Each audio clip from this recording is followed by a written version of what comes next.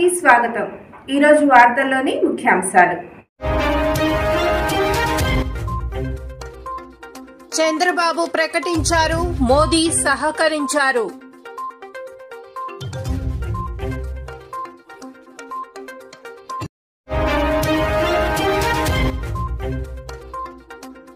Notice ఇవ్వకుండా ఇళ్లు కూల్చమని చట్టంలో ఎక్కడైనా ఉందా?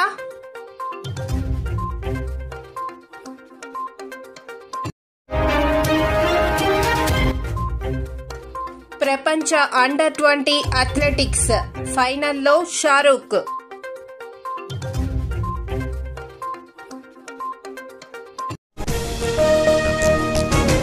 వికసిత ఆంధ్రప్రదేశ్ లక్ష్యంగా ఏపీలోని కూటమి ప్రభుత్వం, కేంద్రంలోని మోదీ ప్రభుత్వం పనిచేస్తున్నట్లు ఏపీ బీజేపీ అధికార ప్రతినిధి లంకా దినకర్ అన్నారు.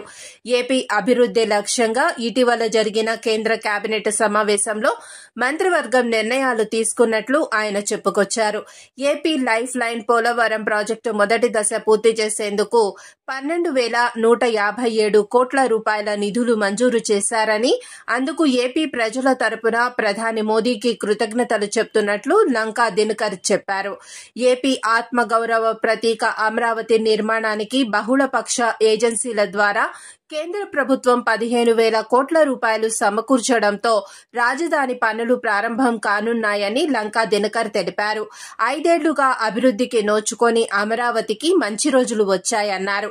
ఆంధ్రప్రదేశ్ రాష్ట్రాన్ని $2 ట్రిలియన్ ఆర్థిక వ్యవస్థగా మార్చడమే లక్ష్యంగా సీఎం చంద్రబాబు ప్రకటిస్తే దాన్ని వాస్తవం చేయడానికి పీఎం మోదీ సహకరిస్తున్నారని చెప్పారు.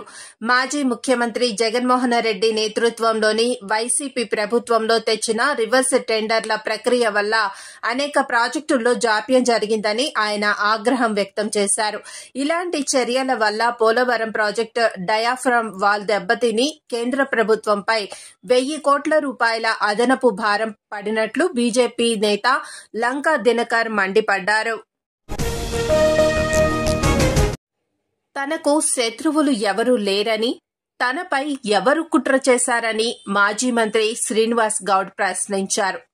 నేడు తెలంగాణ భవన్లో ఆయన మీడియాతో మాట్లాడుతూ మహబూబ్ నగర్లోని అంధుల కాలనీలో అర్ధరాత్రి 400 మంది పోలీసులు వెళ్లి అంధుల ఇళ్లు కూల్చివేశారన్నారు. అంధులు వేడుకున్నా పోలీసులు వారిని వదలలేదన్నారు. తమ సామాగ్రిని తీసుకుంటామని బ్రతిమిలాడినా సమయం ఇవ్వలేదని శ్రీనివాస్ గౌడ్ తెలిపారు. 2007లో కాంగ్రెస్ ప్రభుత్వం పట్టాలు ఇచ్చిందన్నారు. బీఆర్ఎస్ ప్రభుత్వం మిషన్ భగీరథ నీళ్లు ఇచ్చిందన్నారు. 4 ఏళ్ల పాటు పెన్షన్ డబ్బులతో చిట్టీలు వేసుకుని ఇళ్లు నిర్మించుకున్నారని శ్రీనివాస్ గౌడ్ తెలిపారు. పట్టాలు ఇచ్చిన వారిపై చర్యలు తీసుకోవాలన్నారు. అంధుల కాలనీలో చెరువు కాని, కుంట కాని లేదని, అది కోట్లు విలువ చేసే భూమి కూడా కాదన్నారు. అయినా కూడా అంధుల ఇళ్లను కూల్చేశారన్నారు. బడాబాబులకు 30 రోజుల సంజాయిషీ నోటీసులు ఇస్తున్నారని, అంధులకు మాత్రం ఎలాంటి నోటీసులు ఇవ్వలేదన్నారు. కాంగ్రెస్ ప్రభుత్వం పేదవారిని ఒకలాగా, ధనవంతులను మరోలా చూస్తున్నారని శ్రీనివాస్ గౌడ్ విమర్శించారు. నోటీస్ ఇవ్వకుండా ఇళ్లు కూల్చమని చట్టంలో ఎక్కడైనా ఉందా అని ప్రశ్నించారు. తెలంగాణ సాధించుకుంది బలహీన వర్గాలపై దాడుల కోసమా అని ప్రశ్నించారు. ఈ ప్రభుత్వం పేదల కోసం ఎన్ని ఇళ్లు కట్టిందో తెలియదు కానీ పేదలు కట్టుకున్న ఇండ్లను మాత్రం కూల్చివేస్తోందన్నారు. అన్ని పార్టీలు మానవీయ కోణంలో స్పందించాలని శ్రీనివాస్ గౌడ్ పిలుపునిచ్చారు. ప్రపంచ అండర్-20 అథ్లెటిక్స్ ఛాంపియన్షిప్ లో భారత కుర్రాడు షారూక్ ఖాన్ సత్తా చాటాడు. 3000 మీటర్ల స్టీపుల్ చేజ్ లో అతడు అండర్-20 జాతీయ రికార్డు నెలకొల్పుతూ ఫైనల్ కు దూసుకు వెళ్లాడు. హీట్స్ లో షారూక్ 8 నిమిషాల 45.12 సెకండ్లలో లక్ష్యాన్ని చేరి 6వ స్థానంలో నిలిచాడు.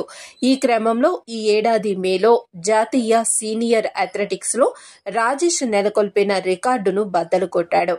గతంలో ఆసియా అండర్-20 టోర్నీలో రజతం గెలిచిన షారూక్ 8 నిమిషాల 51.75 సెకండ్ల టైమింగ్ నమోదు చేశాడు. ఇప్పటిదాకా అతడిదే ఉత్తమం. తాజాగా అతడు దాన్ని అధిగమించాడు. మరోవైపు 400 మీటర్ల పరుగులో జైకుమార్ ఫైనల్లో అడుగుపెట్టాడు.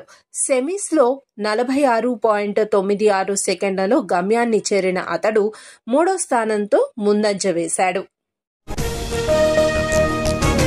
వార్తలు ఇంతటితో సమాప్తం. చూస్తూనే ఉండండి పీపుల్స్ పల్స్. సామాన్య ప్రజల గుండె సవ్వడి, ప్రజానాడి.